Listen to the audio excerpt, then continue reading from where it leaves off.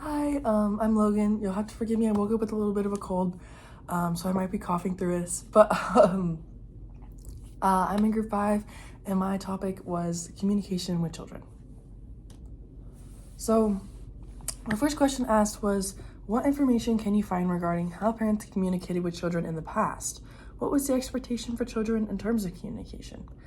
As you can see by the image, the traditional 1950s American dream style of communication, especially like with the rise of the Industrial Revolution and the beginning of children going to school, it was a very hierarchical, parent told, child listened style of communication. It felt as though children were not as encouraged to approach their parents with their emotions, to ask questions that weren't necessary. It felt very much as though they were subordinate to their parents, and that really reflected in the communication style.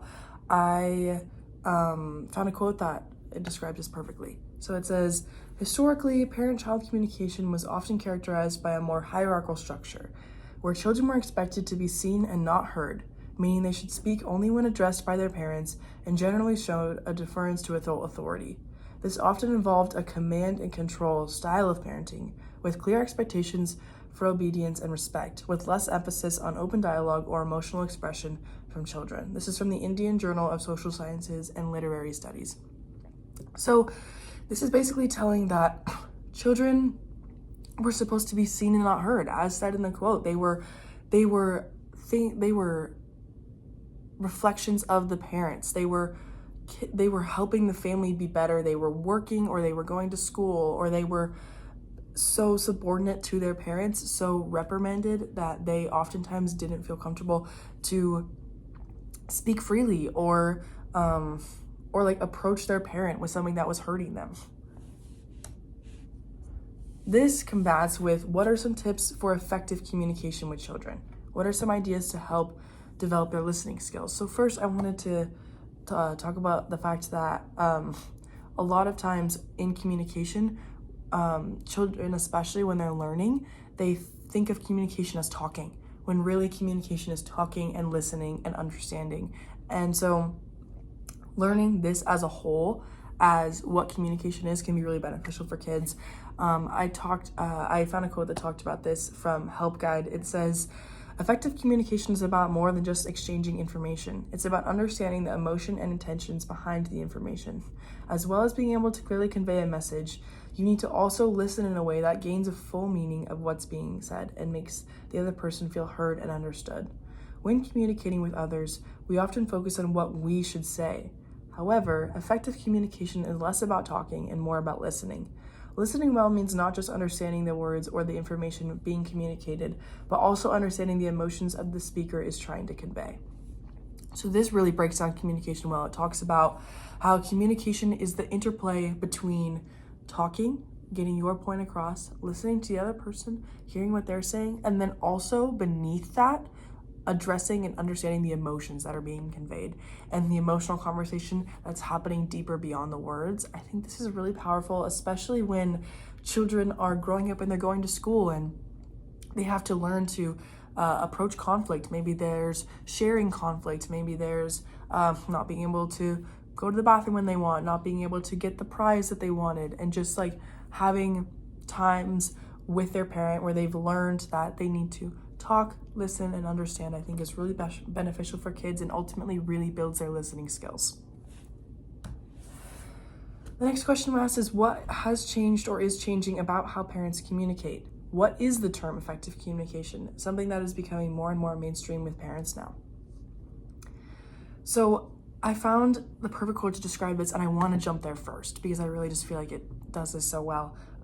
The primary change in how parents communicate with children is the increasing integration of technology with more frequent digital communication via text, social media, online platforms, which has led to growing emphasis on effective communication. As parents need to navigate these new channels while still maintaining open and meaningful conversations with their children to avoid misunderstandings and build strong relationships.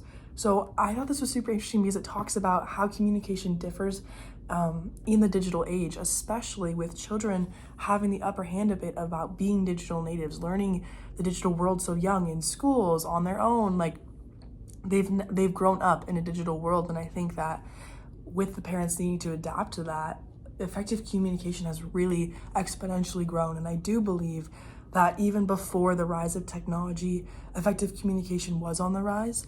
We're talking about like a classic industrial America style of communication in the beginning in comparison to now. And I do believe that there has been an increase in the 70s, 80s, 90s.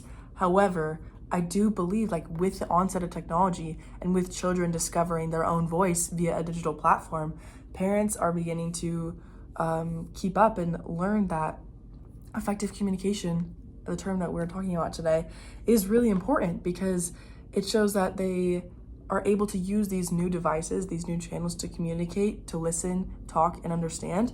And then it also builds a relationship with the child to like do that in their own world. I think it's really interesting how the change in communication as a whole for everyone in our society has become a lot more digitized. I mean, I'm presenting this to you via a video and you'll respond via writing a message.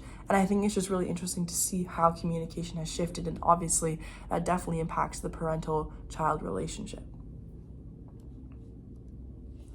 What are some consequences of poor parent-child communication? So obviously you can see the pictures of kids having meltdowns, and a lot of times poor child communication can result in behavioral issues because children, if children don't learn communication from their parents, they oftentimes aren't really going to practice it much elsewhere. And so learning effective communication with their parents improves their quality of life, where they're able to tackle those skills in school when they're faced, like we talked about earlier, when they're faced with other issues. However, children who are not given that backbone, that starting place of what communication is, oftentimes struggle in those areas. I found a quote for this. It says, "Communication problems between parents and children is one of the factors that make children feel lonely and depressed and lead them to be involved in social misconducts. And since enhanced communication between parents and children has been identified as one of the most important factors that could prevent children from being involved in social problems." This is again from the Indian Journal of Social Sciences and Literary Studies.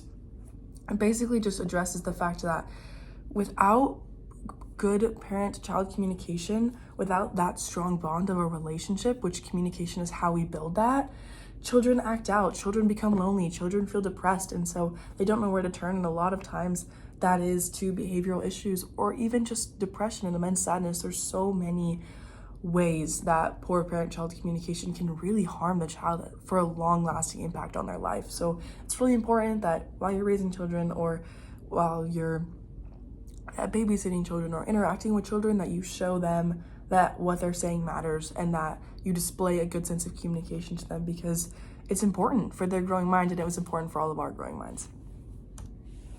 The last slide is any additional information, resources, helpful tips and tricks for parents. I found this quote when I was just doing research for my other slides, and I needed to find a place to stick it in, so this was the perfect place. And it talks about the relationship between parent-child communication and child morality. It says, "Among the important functions of parent-child communication is the cultivation of morality. Children are curious about moral matters from a young age, and parenting messages may contribute to clarity or confusion later in life.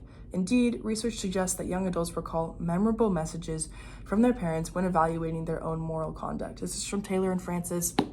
I love this quote because I really feel like it applies to my own life and a lot of the lives of people I love. For instance, for me, one of these moral messages was my dad was huge on don't steal. Don't steal, don't steal, don't steal. We don't steal because he's a big karma guy. He believes that if you don't steal, if you don't like to be stolen from, was kind of his idea about that. And so that's really been hammered into me. I've never stolen anything my entire growing up. And I do believe that I would have had a high school klepto phase if that wasn't the case. And so I just really believe that a lot of times redundant communication and like having these moral messages between the parent and child, especially if there's already that foundation of trust and communication and that bond, that they're way more likely to pursue morality and to be a good functional member of society, and to be kind.